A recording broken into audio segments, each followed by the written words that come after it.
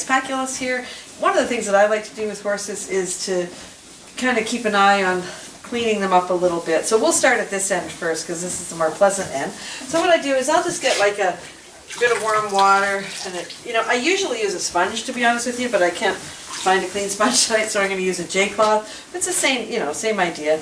And just gently, you want to kind of clean their eyes a little bit. Dex gets a little bit crusty sometimes, As he gets older, it seems to bother him more. I also find sometimes at this time of year, when the hair starts to get a little longer, they have more issues with their eyes as well. Sometimes, I'm not sure why. So we just like to kind of keep an eye. So we just like to kind of clean that up a little bit. What you don't want to do if you're going to do this, especially with a horse you don't know, is you don't want to stand like this, right? And then reach up and grab, start poking at their face at that. First of all, they can't see you very well when you're standing here. But secondly, if that horse throws his head up, he's really going to give me a good knock. Then he's going to knock me unconscious, right? So we always want to make sure that, if you're going to do it, you stand off to the side. And again, you want to be gentle, right? That's pretty tender tissue, like the horses don't rub that hard here, right? So you want to be nice and gentle with it. I like to use nice warm water.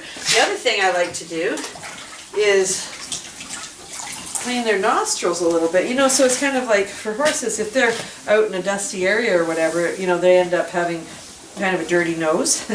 So again, it bothers some people maybe, but anyway, so you just sort of take it, and again, gently, just want to sort of go up there. It's quite a big nostril horses have, right? We just want to take, there's sort of dirt and sand up there that they've sort of inhaled all day long in their natural environment, so that makes this a nice sort of refreshing thing for them to clean that for them.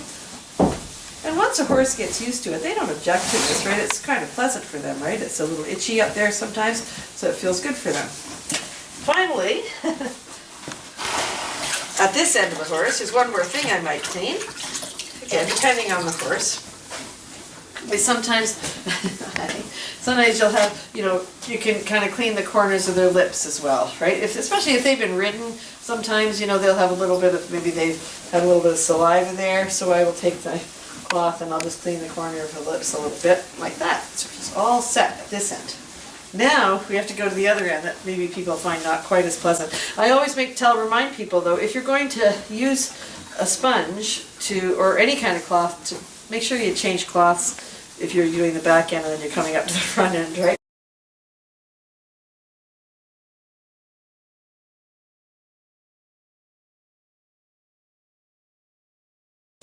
Okay, so now we're at the other end. Okay. Some people, will wear gloves to do this kind of stuff. I will just wash my hands afterwards. So, you want to, again, if you don't know the horse, it's a little bit personal, right? So we're going to clean him back here a little bit. So you want to make sure you're standing off to the side. If you're worried that a horse might kick you, really the worst place to be is sort of standing this way, kind of, coming at them like this. It's much better to stay close to a horse. If a horse is going to kick you, it's kind of like, if I was going to, let's say, punch somebody, if I'm here, I can't really get a very good punch, but if I'm standing back like this, I could really, punch somebody in the nose pretty good, right? It's the same thing with your horse. If for some reason you're worried the horse is going to kick you, the closer you are to the horse, the better. Most horses wouldn't kick you for this kind of thing anyway, like as long as you let them know that what you're coming and what you're doing. So, again, I just sort of gently take the tail a little bit off to the side. And then we just want to kind of clean down through here. Sometimes horses will have maybe a little bit of a diarrhea or a little bit runny, and they'll be a bit messy back here, right? So we want to kind of clean all that. I think my cloth has gotten cold. It's not as pleasant as he thought it was. And then you just want to kind of go around a little bit there and clean that. Again, this is, I'm not going to start sawing away at this with this cloth because this is pretty tender back here, right? So you don't want to sort of be rough about it.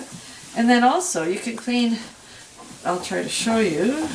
I can't get him to lift it, but the horse's tail, you guys probably know this, right? But the dock of the tail goes all the way down to here. Like there's a bone that ends here, an extension of his spine. And so, I'll clean that too, the under part of his dock. Make sure that's nice and clean.